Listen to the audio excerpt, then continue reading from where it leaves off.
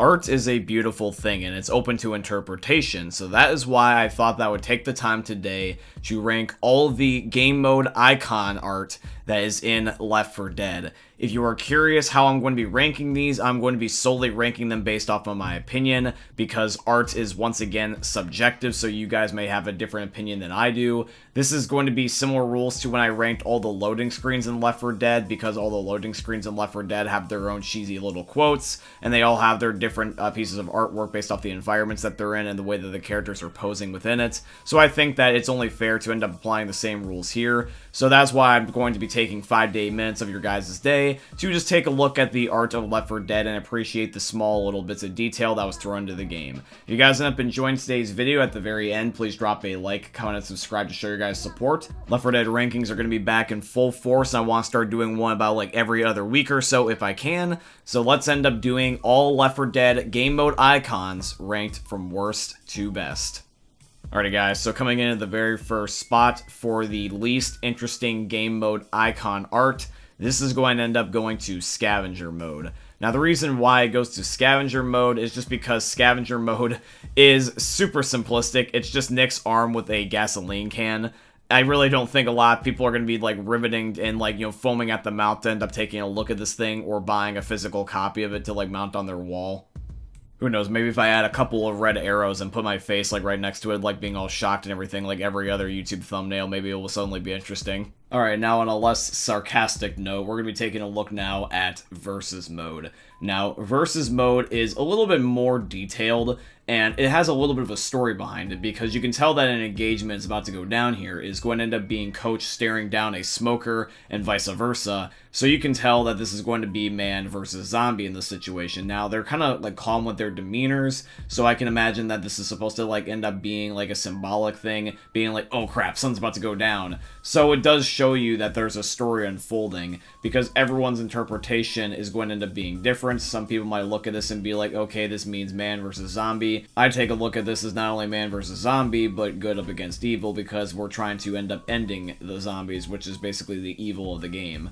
I think is a cool way to look at it. Now, directly following this is going to end up being realism versus. The only difference essentially is just the background is red, but I do like the red color palette better. I like the contrasting colors on red and green compared to just green and green, so I'm going to be ranking this just a little bit higher just because it looks more aesthetically pleasing.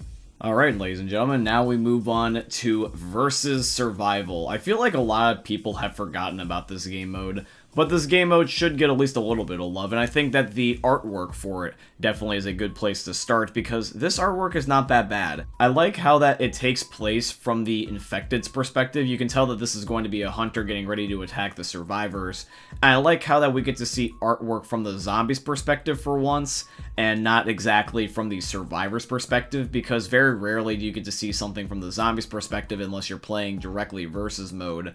So it's very fitting that since this is a version of versus that you get this icon, in my opinion. It's a lot better than the normal versus icon. Now we have got single player. This one is kind of in an interesting situation because this game mode is still available, but it's not got its own icon anymore. With the last stand update on the PC, this got removed, and the only way you can get it back in the game is to mess around with it by installing, like, for example, mods. So this icon essentially does not exist anymore, which I thought was kind of interesting. So people on the Xbox, you probably see this game mode all the time, where people on PC now, this has been a thing that has disappeared for the last like 2 years now. So I personally really like this particular icon. I like how it's just a nice still shot of Ellis. And Ellis looks really cool in this situation. You know, he's ready to, like, kick some ass. He's got his assault rifle, and he's got that I'm determined to kill you if you get in my way type of look. Ellis is just one of my favorite characters, so maybe I got a little bit of a personal bias here. But I bet you if Nick or Coach or Zoe or Rochelle or Lewis or Francis or Bill did this, it would have the exact same effect. Alright, now for the next icon art is my nudes. No, I'm just kidding. That is for 1 million subscribers when I make an OnlyFans. I am also just kidding once again. This is going to end up being the survival game mode. The survival game mode is pretty cool in my opinion. I like how that is just all 4 of the Left 4 Dead 2 crew members just fighting. I like that everyone has this just generic, you know, badass pose, you know, stealthy crouch or standing in guns a-blazing. Although, can we just talk about how that the one thing that's a little off-putting is that Rochelle looks like that she's like on some sort of drugs. Why is her teeth clenched and she's got like a vein that's like the size of Alaska going down the side of her forehead? Why does she look so bizarre in this particular photo? Alright, now this one's a classic, and this one I can see legitimately being artwork. This is going to end up being the normal campaign icon. This is just a nice still shot of all 4 survivors in the Left 4 Dead 2 crew just posing. Although it's subtle and it's cool, it's just something that says teamwork, passion, loyalty. I really like how that it says so many things without needing to do anything else other than just standing in one particular pose. This is a perfect example of the famous quote, "A picture is worth 1,000 words." Now, even though I do like this icon, right after this one is going to be the Realism Icon. This is the same exact idea behind the Versus icon, it's just that it's red, but the color palette does just a lot better for the game mode here. I just like red compared to green. Blue is my favorite color, but right after that is red, and then third being purple. And I just think that the red color palette is also just more fitting for the zombie game. Left 4 Dead's main colors are red and green, yes, but red I feel like is the one that shines the most because it represents things like blood, guts, and killing, whereas the green represents the virus and the zombies' wilting skin and stuff like that. I just like red better, but you guys can be the judge of that. Alright guys, so as we transition over to the final spot here with the last icon, just one thing I just want to mention really quickly is if you guys could end up dropping a like at the very end just in case you do happen to end up forgetting. It's just a friendly reminder, and it does help end up making the video end up going further, so that way in case somebody else would like to watch something like this in the future.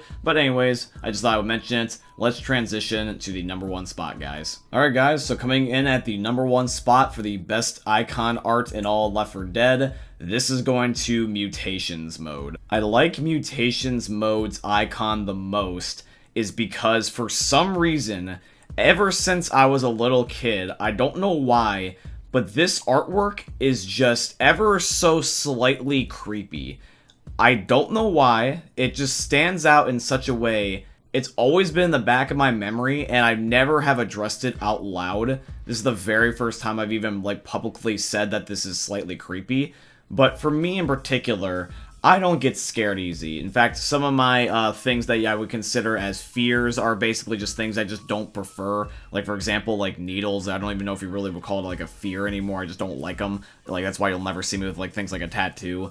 But there's just something creepy about this photo. I don't know why, but the soulless eyes of this zombie and just like having this black void in its face, it's just off-putting. It's like, I feel like that there's almost like another element to this that I can't put my finger on. It's why that's disturbing and that I can't explain it is why I like it so much. It's just something that is bizarre, but the bizarreness makes it cool. You know what I mean? Like, you look at this and it's like, wow, now I think about it in the way that you look at it, it's really weird. It is true. It does feel like that the zombie's eyes do like happen to be blacked out and like soulless. But at the same time, I don't know why that they are like this. They just are.